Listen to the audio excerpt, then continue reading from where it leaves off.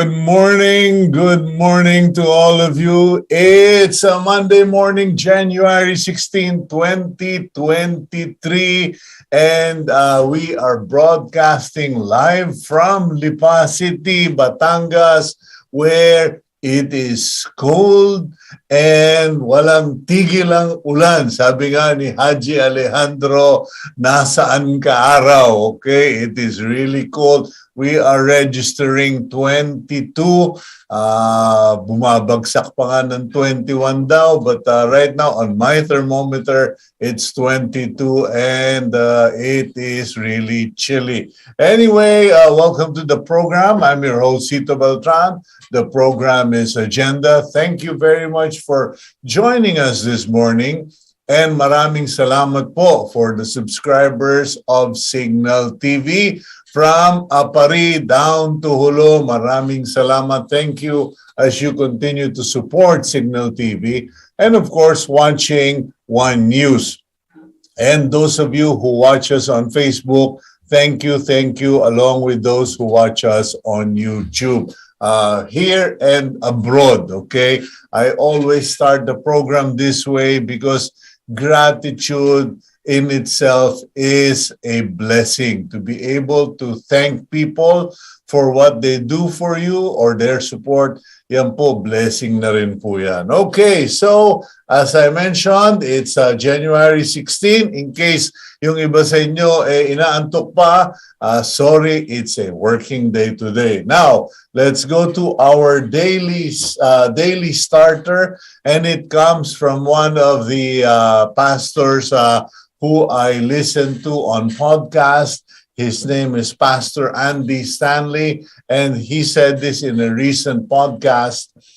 An excuse is just a lie we tell about ourselves. Okay, let me repeat that. An excuse is just a lie we tell about ourselves, because there is a difference between a reason and an excuse. Yung reason, dahilan talaga yun. Okay? Kumbaga, something happened, you got into an accident, the power went out, etc. Something happened that is beyond your control, which prevents you from doing something or appearing for an appointment or whatever. You fail to accomplish something because of something that is beyond your control. That is a reason. Pero yung excuse po is when you come up with a justification or nagdadahilan ka kung bakit hindi ka dumating, na late ka, hindi mo nagawa yung trabaho mo. That is an excuse, and oftentimes, as Pastor Andy said, it's a lie. Because we know it's not the real reason. Kumbaga, sorry, ang traffic ha. Sana bumangon ka ng mas maaga, umalis ka ng mas maaga. So an excuse is just a lie we tell about ourselves. Okay, medyo sabi mo, Sito, Lunes na Lunes, ang talas mo naman. No, it is about time that we all start being accountable for our own performance and step up for our responsibility. Okay, let's now go to the front page of the Philippine Star. Monday, January 16, 2023. Yun po. And the headline goes, Ka-Up execs should submit courtesy resignation. Ayan po, gaya-gaya na. After the DILG called for the resignation of police colonels and generals, yung Senator Grace po is now calling for or suggesting that the officials of the Civil Aviation Authority of the Philippines should submit their courtesy resignation because in her mind, in those under investigation cannot investigate themselves. Okay? Ang problema po dyan, noon pa po sinasabing magtayo tayo ng National Transport Safety Board, hindi naman nyo ginawa. So, huwag kayong maninisi kasi hindi nyo ginawa yung trabaho nyo. Okay. Meanwhile, at the top of the front page, Abalos, narco cops won't escape criminal liability. DILG Secretary Benhar Abalos said that the narco cops, in spite of the possibility or kahit na mag-resign sila, even if they retire, they will not escape criminal liability. This is in response to the criticism that the good secretary received over the coming into the weekend, kasi maraming mga nag-comment that if the cops are allowed to retire, then you are just telling corrupt policemen they can just be corrupt and then retire. So, yun po, sabi ni Secretary Abalos, no. We will still file charges against them. Okay, now for the best part of the front page, the good news, okay? That big, beautiful photo of the new Miss Universe, okay?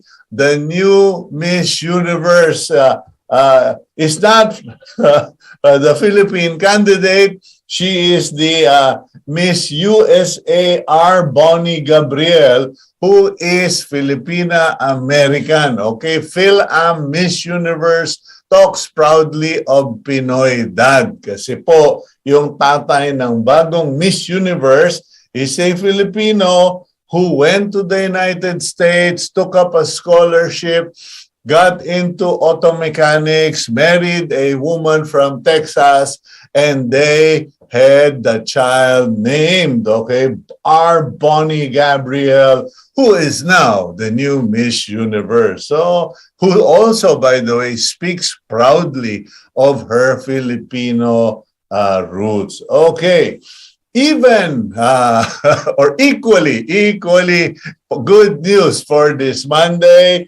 Ayon po, center page, okay, Ginebra Crown Champions. Okay, the Ginebra Gin Kings, Barangay Ginebra won, okay, their game against the Bay Area Dragon yesterday in the PBA Commissioner's Cup Finals at the Philippine Arena in Bocaue. Ayan po, talaga namang naging big deal yan this week, and in fact, there were 54,589 viewers or actually people who went to the arena to watch that game. And Concepcion, Joey Concepcion announced or issued a statement na NAIA privatization to benefit tourism. Ayun po,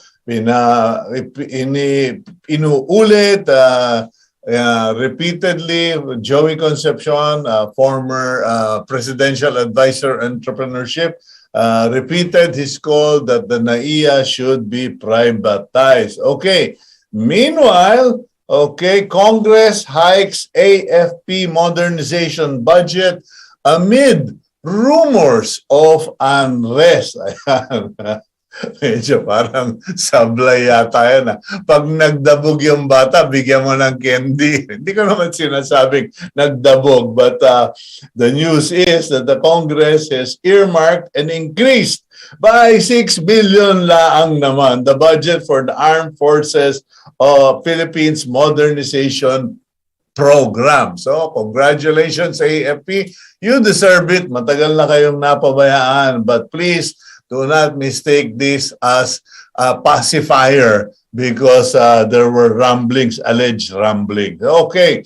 Meanwhile, President Bongbong Marcos has once again flown out of the country, and now he said that, or by now he should be in Switzerland or approaching that area. President Marcos and First Lady Lisa Araneta Marcos left yesterday from Villamor Air Base to fly to Switzerland to attend the World Economic Forum in Davos, Switzerland, where the president will be presenting, among others, their plans for infrastructure, investments, and of course, the soft launch of the Maharlika Wealth Fund, whatever they call it.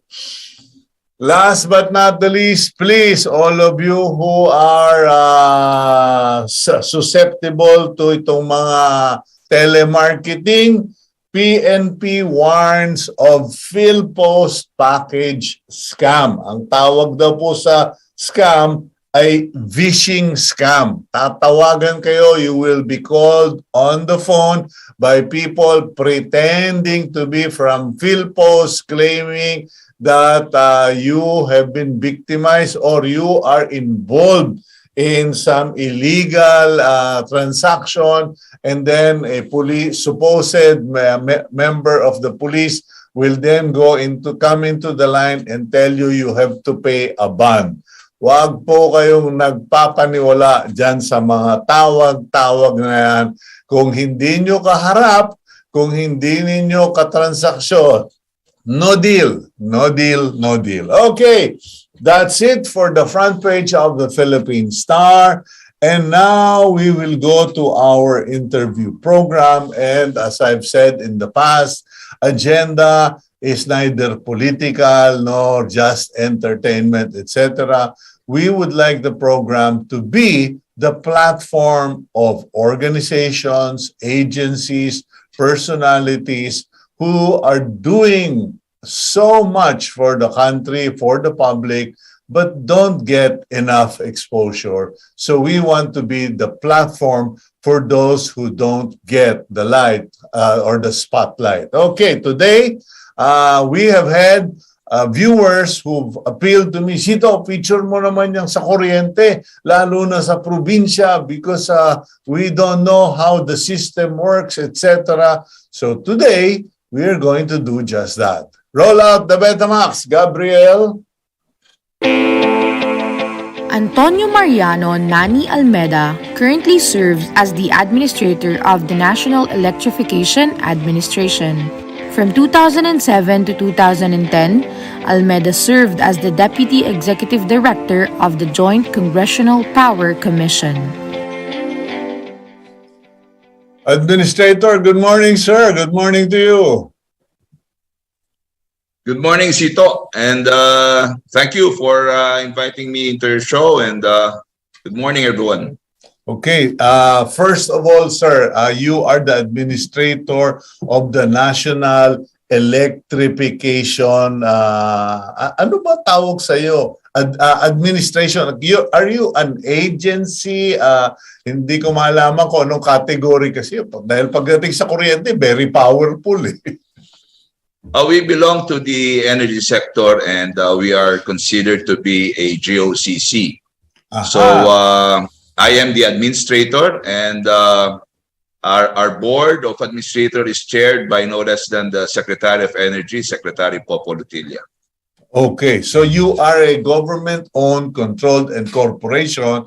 Therefore, you are an office or a business, so to speak, who has to earn its own income and manage its own affairs. That's right, Cito. Well, the basic mandate of NEA is to have control, supervision, and monitor all the activities of the 100 electric co-ops scattered all over the Philippines.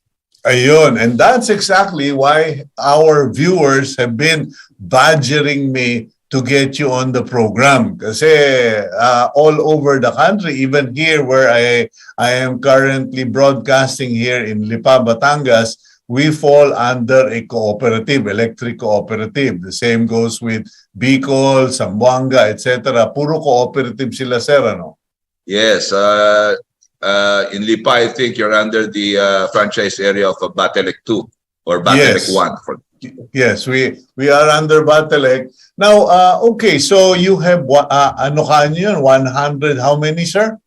121 electric cooperatives scattered all over the regions of the Philippines. Okay, when you say that you are the oversight, the regulatory office or power, are you the one who gives permits? Are you the one who also listens to complaints, etc.? Yeah. Well, included in the mandate of NEA is first to manage the funds that are given or extended to cooperatives as subsidies. For we are functioning both a credit financial institution, of which we extend loans for working capital.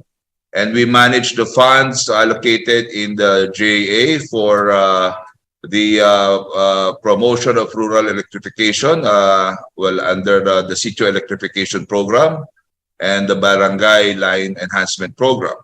So we are basically managing government funds to aid or to provide augmentation over the working capitals of these electric cooperatives under the authority of the National Electrification Administration. Aside from that, we are also we also have some quasi-judicial function wherein member consumers can run to us if there exist or they believe there are erring cooperative officials managing the chores of a certain electric cooperative. Okay. Sir Nani, if you don't mind, no, I'd like to get a little more intimate or personal because Go ahead, one thing I've noticed is, people get assigned, appointed, or are asked to take positions in government, but they never get a chance to be introduced properly. Now, may mga kaibigan akong Almeda, mga magagaling na doktor, mga magagaling na optometrist, etc. But I've never really heard much about you except what comes out in the media. Now, for the sake of conversation and familiarization, where do the Almedas come from? Well, the Almedas come from the province of Biñang, Laguna.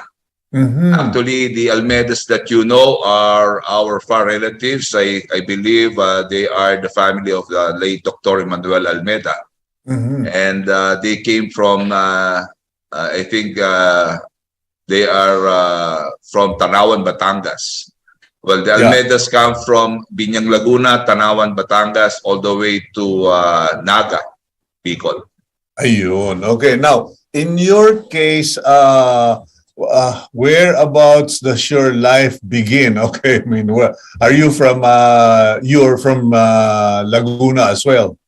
Well, that's our province, but I was born and raised in the city of Caloocan, where we are 8 in the family. I have 8 siblings, and we were all born and raised. We are all born and raised from Caloocan.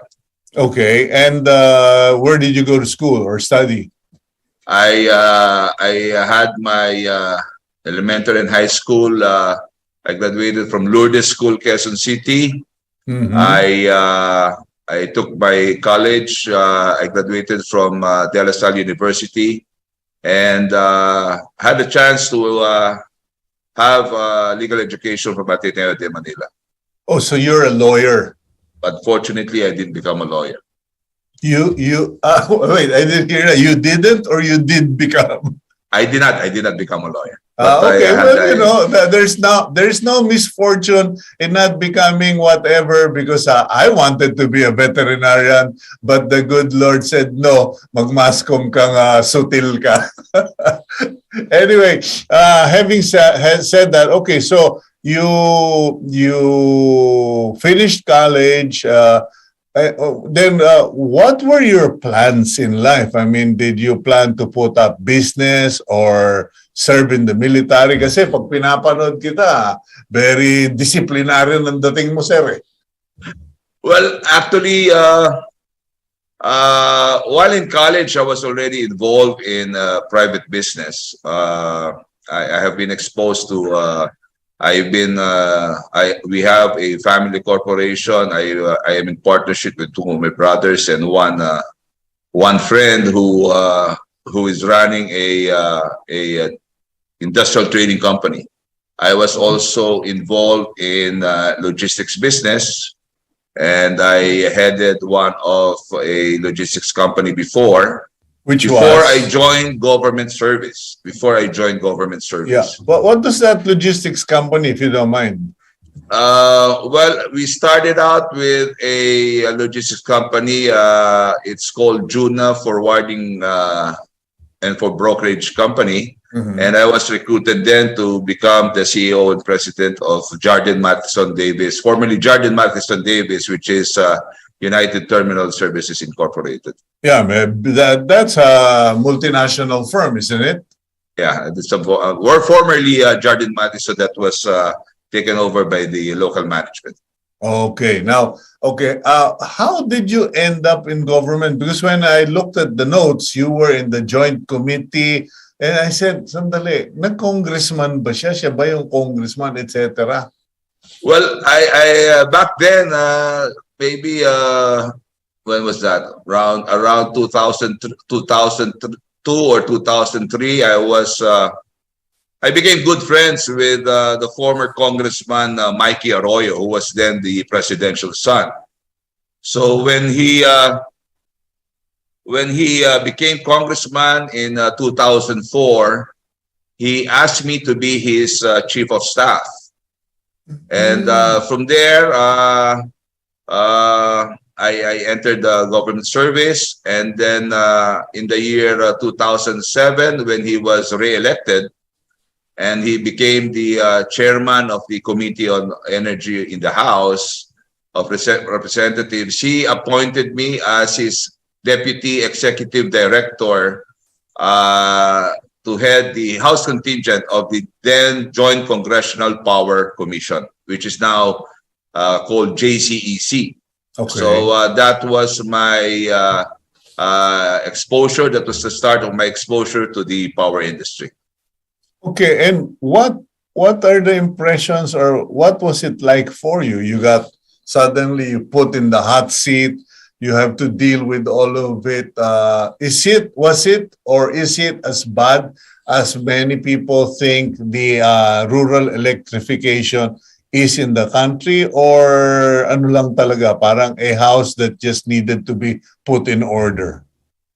Well, yeah, I would agree with you. It's just a mere house that has to be put in order, and NEA is basically involved in distribution. No? The cooperatives are basically very much involved in distribution. Although a lot of people think NEA has to do with something to do with power rates, high power rates. But when people go to me and seek assistance, and well, I'm just trying to explain to them that power rates are the functions of the Energy Regulatory Commission, or the ERC. And basically, we have NEA's basic mandate is just to make sure that distribution is in good order, and charges are passed on to the consumers according to what has been approved by the ERC.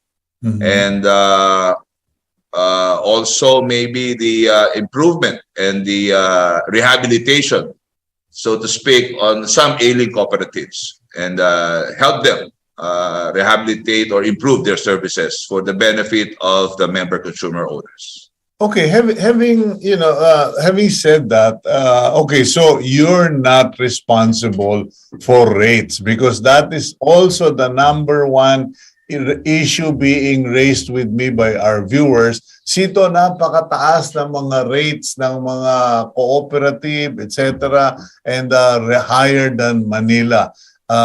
Is that true, that the rates in the provinces are much higher than Manila, much more higher? It varies, Cito. It varies, Cito, in the same way that electric cooperatives do bid out their sources of energy, sources of power. So it all depends now. It's market driven. No, as we all know, we are affected by the global market crisis of coal and diesel, for that matter, and those are all contributory to the high power rates. Now, my function here, or the function of NEA for that matter, is just to make sure that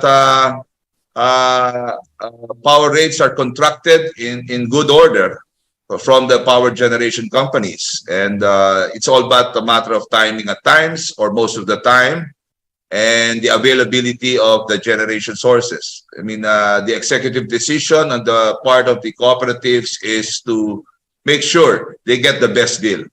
They get the best deal at the moment they would bid out their purchase of power.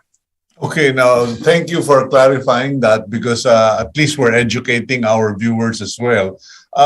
Third point, are the cooperatives under the NEA, well, you already mentioned that they are distributors. They get power from a power generation company and they distribute to the, but are all cooperatives distributors, or are there some who generate their own? Kasi thank you na nakausap kita, maski na ako medyo ignorante, I thought that some of these companies have huge generators in their backyard, and so that's why electricity is expensive, because they have to buy at the pump. What is the actual situation? Actually, Cito, a lot of cooperatives are dependent on the supply of the major generation companies.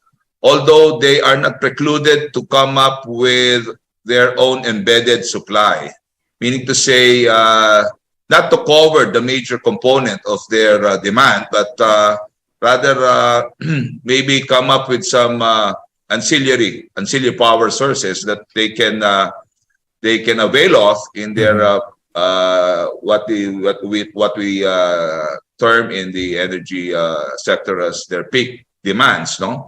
And the government right now, which I am trying to promote and encourage, has this program which is called the Embedded Renewable Energy Program, wherein cooperatives are allowed in Luzon to a maximum of 10 megawatts, in Visayas a maximum of 5 megawatts, and in Mindanao in a maximum of another 5 megawatts, to come up with their own embedded supply of renewable energy that would be exempted from the competitive selection process, which is we normally term as the bidding, and the electric cooperatives will be the off-taker, of the supply being derived from this embedded renewable source.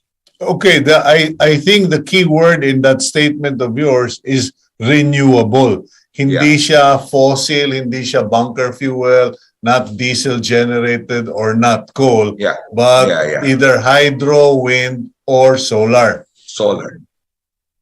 Yeah, okay, right. Now, so the cooperatives can put up to 10 megawatts, you said? That's right, Cito. Okay, what about communities? Because I was recently in Sagada, administrator. Talaga, yung mga housewife, Cito, tulungan mo kami. So, sabi ko, teka, bumili na lang kayo ng mga solar panel para makatipid kayo. Well, that is the embedded renewable supply program is open also for private participation. No? If and when the cooperative is not capable of coming up with enough capital to put up their own renewable source, then they can invite the private participation to invest in the area, and then maybe come up with their own power supply agreements with these private companies. Okay. And there is accreditation. There there is regulation to be done by the DOE then and the ERC. Okay. Will it ever come to a point when local governments, such as provinces or cities or barangays, will have the independence to set up their own system? Because we've already heard of airports being proposed by the province of Cavite. Will it ever come to a point, or are local governments not allowed to independently put up their own? Well, local governments are not precluded to come up with their own energy source within the area, as long as they would be in accordance with the embedded renewable program, and the distribution shall be done, or it will be tied up with the electric cooperatives in the franchise areas.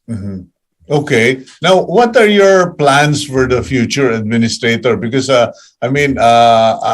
you have become, kumbaga, you slowly got into the system. You familiarize yourself. You have a business background, so it's really management.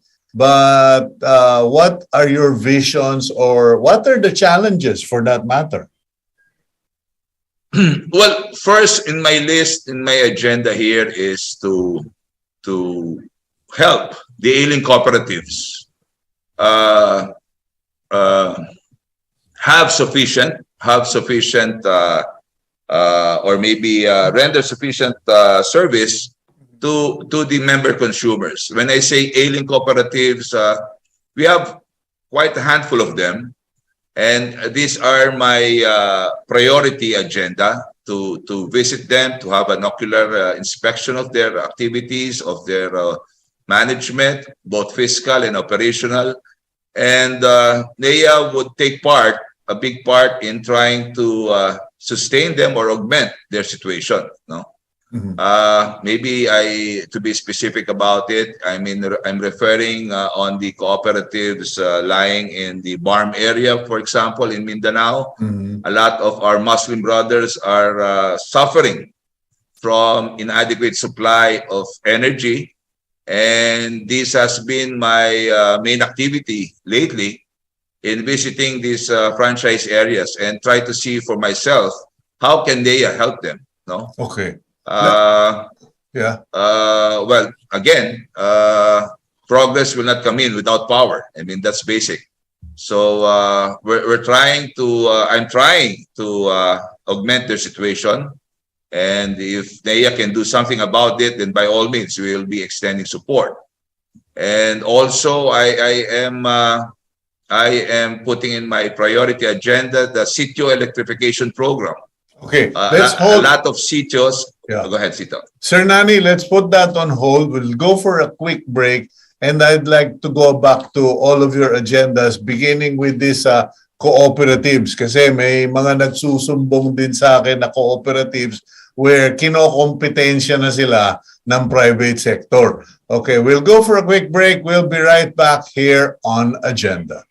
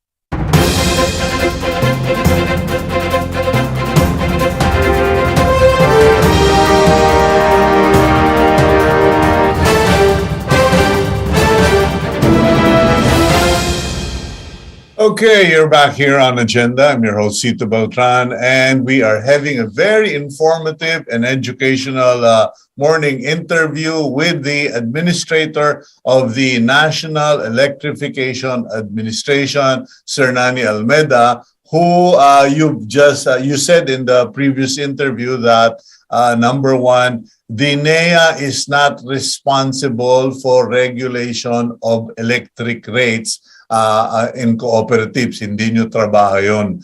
Number two, going back to our discussion, you were pointing out that your priority is to help ailing cooperatives. When you say ailing cooperatives, Administrator, what exactly are their problems?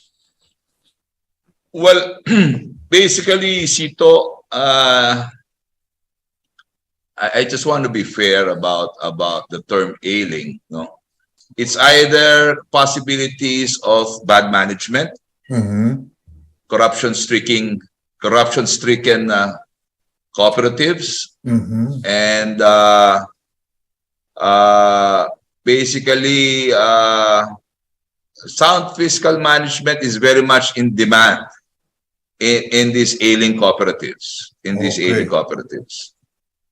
So everything amounts to amounts of money. Ika nga nila, pera-pera pa rin ang nagiging dahilan ng mga problema. But what about, what do you do with those things? Because I got a pointer here that says that among the changes that you introduced or NEA introduced is that yung mga perpetual board of directors, etc., yung mga palagi lang naka-appoint, tinigil nyo na yun. Parang no perpetual extensions. Yeah, well, the holdover status of many of the directors and of some cooperatives are an offshoot of the pandemic.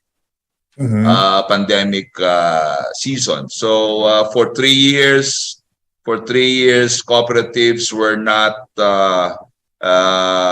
failed to conduct elections because as a requisite in conducting an election, there will be a general assembly that should take effect. No. Yeah. So immediately after my assumption, I encouraged or I directed the electric cooperatives to immediately conduct a regular election, no? So to legitimize the policy-making body of these electric cooperatives to the board of directors. Through the board of directors. Have you introduced a requirement where external audits are mandatory? Because obviously, that's part of the problem of any cooperative, not just in the rural electrification or in the electric cooperatives. Laging problema yan, yung auditing, inventory. What is the NEA doing about it? Actually, Cito, part of the mandate of NEA is to conduct audits on these electric cooperatives under our jurisdiction. We have our own electric cooperative audit department, of which I am now trying to strengthen. No, and from the audit results or the audit findings, I saw when I assumed, and it really calls for some active role in trying to find out the real state of finances of these various electric cooperatives. Maybe I would say, Sito, I am just in the process of magdagdag ng tao kasi kulang kami sa tao rito sa NEA. So I immediately instructed my deputies and all those managers to augment our lack of personnel, no, and to recruit auditors and be hired immediately. Okay, now, but in that regard, does the NEA have sufficient funding, or is your agency or office given enough money to do what you're supposed to be doing? So far, Cito, NEA has been self-sufficient when in terms of funding. We were able to generate our own fund source from our own income, and I don't think that would be a problem. There's no reason for me yet to try for help or maybe seek the help of the national government. Well, that's impressive. Yeah. That's impressive, and congratulations on that factor. But what about independence? Because you are a GOCC, does that mean that you can actually, if you so decide, tell the cooperatives, okay, so cuentas claras, you must all get a company, private auditor, or mga sisip gores, yung mga ganun ba? I don't know if they do that, to do the audit so that there is no question on veracity and integrity? Well, I would say offhand, Cito, I mean, I would rather use my own audit department because based on the audit findings, I can immediately issue orders of motu proprio investigation. Aside from the action plans based on the audit findings, if I see there would be any blatant irregularity or infirmity as a result of the audit findings, and I can immediately call the attention of the concerned officials to liquidate or substantiate why is this happening. Have there been cooperative or officials of cooperatives that have been charged or preferably even sent to jail under your watch? Well, it's too early, I think. But may napakulong na ba kayo, sir?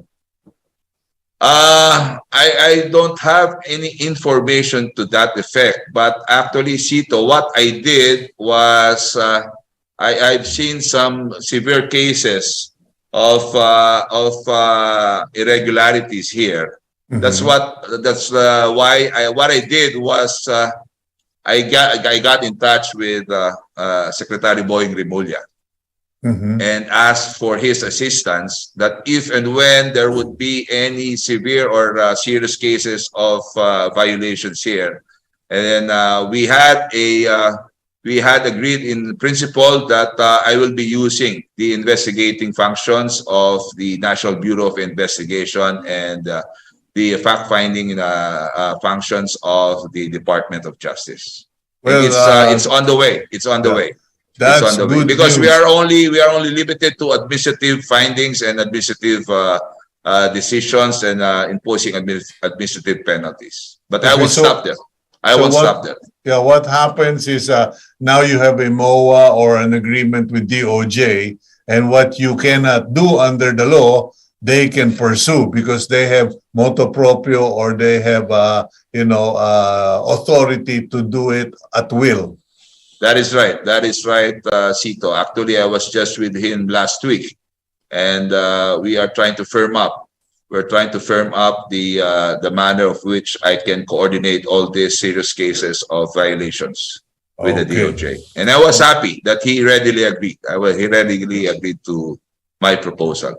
Okay, now going back to problems of cooperatives, there was at one point a cooperative, someone from a cooperative sent me an email and said, Cito, in our area, hindi ko naman masabi, no, kasi I'm not on the ground. I don't want to assume that it is 100% accurate. But they pointed out that they have a cooperative in the province, but suddenly a company came in and put up a solar farm and is now a threat to their existence. How do you balance situation like that, especially since Secretary Lutilla has announced time and again that his inclination is towards renewables?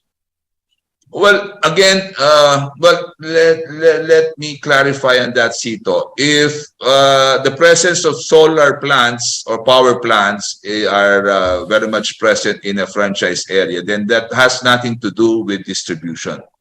Maybe it will just be an alternative source. Now, let me touch on the public sector participation with electric cooperatives. Okay. As you well know, maybe the president himself once upon a time pronounced that if indeed a cooperative is ailing, why don't we entertain the idea of public sector participation? Mhm. Private sector participation for that matter. Sorry. Now, private sector participation will only come in if it can be proven that the present setup of the cooperative cannot deliver the sufficient service to its member consumers. So it can be done through a joint venture agreement or an investment management agreement, all for the purpose of improving services to the member consumers. So that solar farm can put up the facility and they can sell power to the cooperative, but they cannot on their own set up a distribution line for the nearby communities. No. It doesn't work that way, Cito. It doesn't work that way. Mhm. Maybe they have a alternative power source, which is the solar power plant. But to put up, the distribution utilities like electric cooperatives are governed by the franchise issued by Congress. Issued by Congress. So no Tom, Dick, and Harry can just say, I want to put up a distribution utility here. You have to apply franchise from Congress. Do you agree with that setup? I'm not being political here, Administrator. Just for the futures, but because I passionately really wish that every Filipino can have very affordable electricity, and I'm sure you're on the same page. Should we still carry on with this franchise system? Because inalis na yan sa airline, inalis na yan sa mga ibang public utilities. Should we continue with the congressional requirement for power distribution franchise? I believe so. I don't think there's nothing wrong with that law. I don't think there's nothing wrong with that law, with issuing franchise issued by Congress. It's all but a matter of implementation. It's all but a matter of doing the everyday management. And, electric cooperatives are supposedly non-stock, non-profit organizations. No? So they are not meant to make money, but they were meant to render and extend sufficient, affordable service to its member consumers. And reinvest. And if it calls that they should reinvest their retained earnings to further improve their operations, then they have to do that. Okay. Now, so going back to your agenda, so you said you want to help ailing cooperatives, you want to straighten out cooperatives that have serious corruption issues, etc. What's your other agenda? Well, my other agenda is, taking into consideration all, with my limited time, I'm just barely 2 months here in my post. With the limited time and limited exposure to the problems I am encountering in my office through my exercise of functions here. Well, I want to prepare electric cooperatives on the ill effects of climate change. Several strong typhoons have struck the normal areas, like for example in Region 8, in Region 5, in Region 2, and the first to be hit are the electric operations of the operations of the distribution utilities. Yeah. So I am coming up with some out of the box, Cito, out of the box projects that would make NEA monitor in my own setting here in the office, in the head office of NEA, to monitor the present state of the operations of the cooperatives all over the country. And I am inclined to use the benefit of Internet of Things, IoT. So I could be able to come up with my own dashboard system here and monitor in real time what's been happening. So in times of disaster and calamities brought about by climate change, I can react and respond accordingly and timely.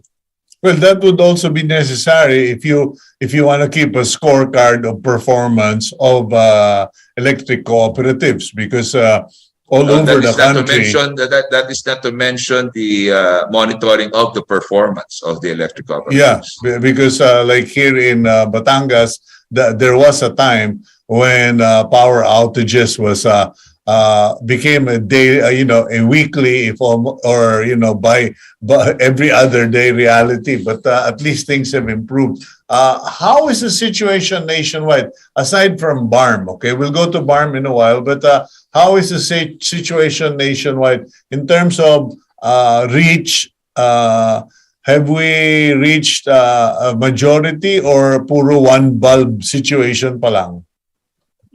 Well, I think the operations of the cooperatives. There are a lot of cooperatives, I would say, that are I would say really triple A operations. They're doing very good, and they are operating within the mandate that was given to them. But again, there are still a lot of areas wherein we have to improve, and we have to extend and expand the electrification program. So Okay. that's why I am basically trying to promote the intervention of the local government units in identifying in their areas what areas are still to be reached or electrified by the Cito Electrification program. Is there an Almeda mandate where you tell all the cooperatives,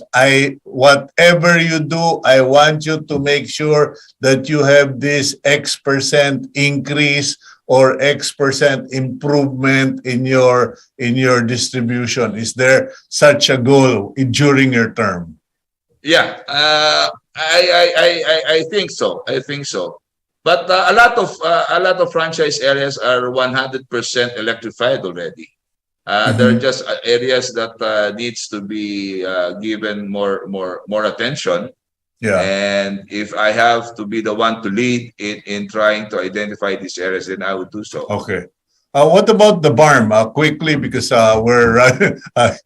were worried that this is going to be a long interview. Ito, kapos na naman tayo. Okay. What about the BARM? What is your biggest challenge in BARM?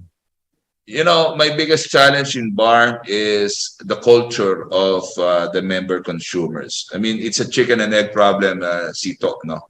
When I got to talk to the area managers, and I would always question them, how come your collection efficiency rate is very low as 25% only, not to mention the system's loss, no? And basically, I have encountered 4 areas: the Sulu, Maguindanao, Lanao del Sur, Tawi-Tawi. They're all crying for help because a lot of their member consumers don't even have their own electric meters. Oh, wow. And that is a big problem. How can we efficiently collect from these subscribers if we don't have electric meters that we can base our collection? So parang sari-sari store pa lang din ang pagkongolekta nila. So what I did, by and large, even outside BARM administrator, most of the electric meters are still, analog or, visual reading. Yeah, that's true. That's true. But in reference to BARM, in total, I received a requirement of, I think, more or less 50,000 electric meters. And this is funding issue. And NEA cannot cover for that. So, okay. Luckily, Cito, when I was able to visit the much better or well-to-do electric cooperatives, like, for example, in Region 8, in Region 7, I met the Batelec people. I called on for them to help our Muslim brothers. And would you believe, Cito, in just a matter of days, not even a week, I was able to cover the 50,000 requirement lacking for the barn operations through the donations of the electric cooperatives from Leyte, Region 8, Region 7 in Cebu, including Batangas Electric Cooperatives, Batelec 1 and 2, and the Central Luzon Electric Cooperatives in Region 3. Wow, that's very creative, and that is in the spirit of cooperatives to support one another and to work together. The one thing nice, Cito, with the electric cooperative industry, they always have that big brother principle, that they are always willing to help, their brother cooperatives in times of need. And I think it's just a question of NEA taking the lead in trying to call for help, and they readily and willingly heeded my request. Okay, the reality is we really can't push down the prices of electricity because of global reality, climate change, etc. What about pushing up the confidence and integrity of what the consumers pay for? Kasi I think that'll be my final question. How do we ensure, or what are you going to do to make sure that pag binasa yung metro mo, nagtitiwala ka sa meter reader? Because dito sa amin sa Batangas, ay kailangan pabantayan habang binabasa yung metro. Actually, in Barm area, I directed the electric cooperatives to do a pole metering. That meter should be, placed in poles instead of houses, because a lot of, kinakalikot yan or whatever. Normal yan. I mean, that's reality. So going back to the credibility issue, I think if only consumers can see that cooperatives, maybe I would say through the help of NEA, has been trying their best to improve the services, then credibility will ensue. Credibility will follow.